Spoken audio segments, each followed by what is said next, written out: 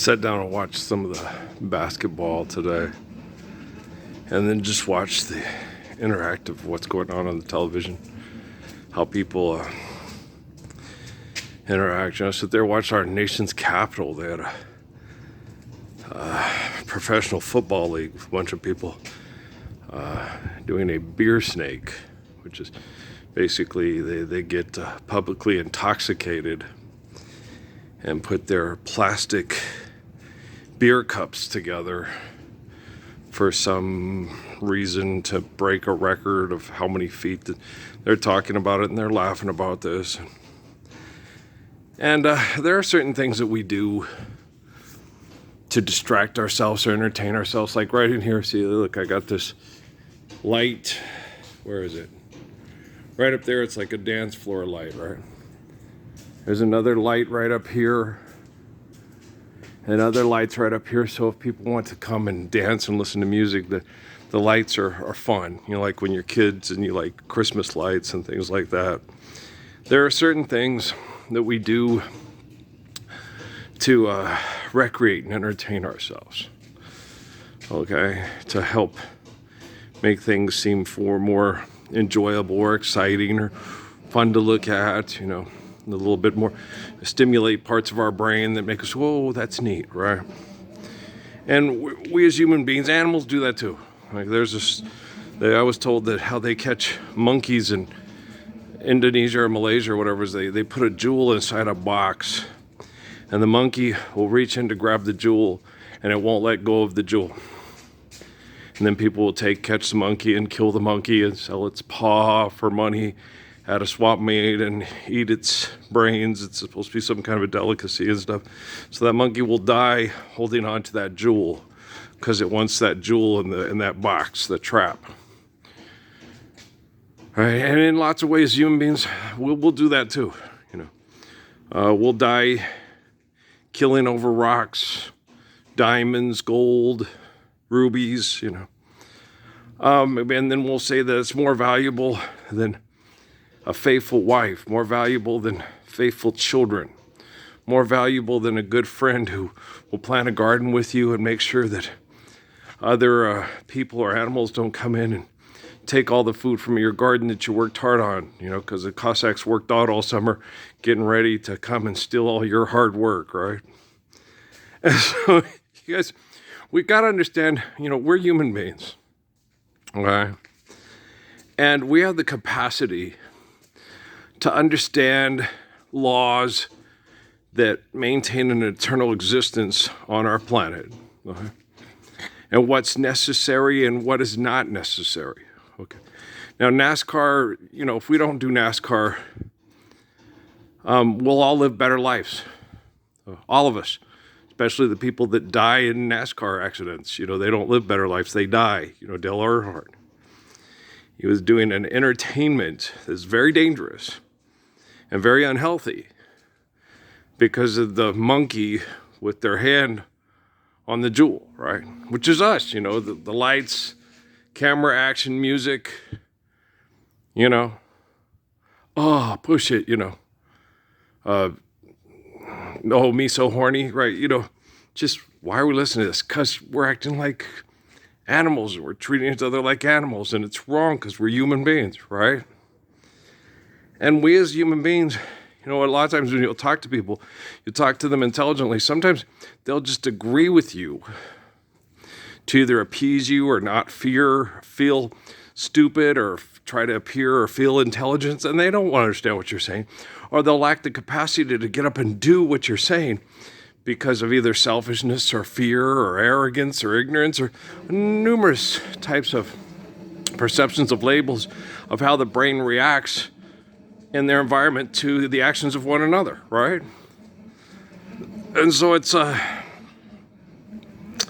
very important, though, now that we have mass communications and we have scientific inventions that can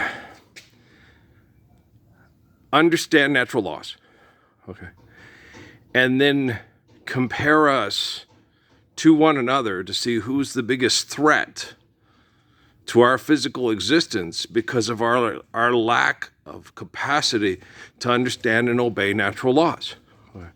Now, it's obvious when you sit and watch,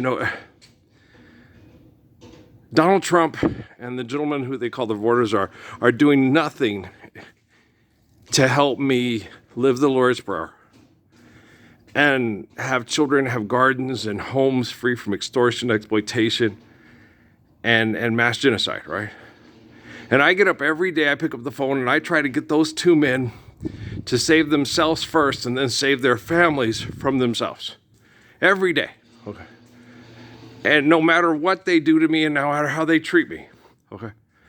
Now, Donald Trump and that Balthazar gentleman could only wish that one another was as good as me and that they could wake up every day and say, "Hi, Earl. Thanks for helping me live the Lord's Prayer. I almost killed us all yesterday, right? You are the best friend, best father, best brother, best person in the whole world. And now I understand you and I reflect you.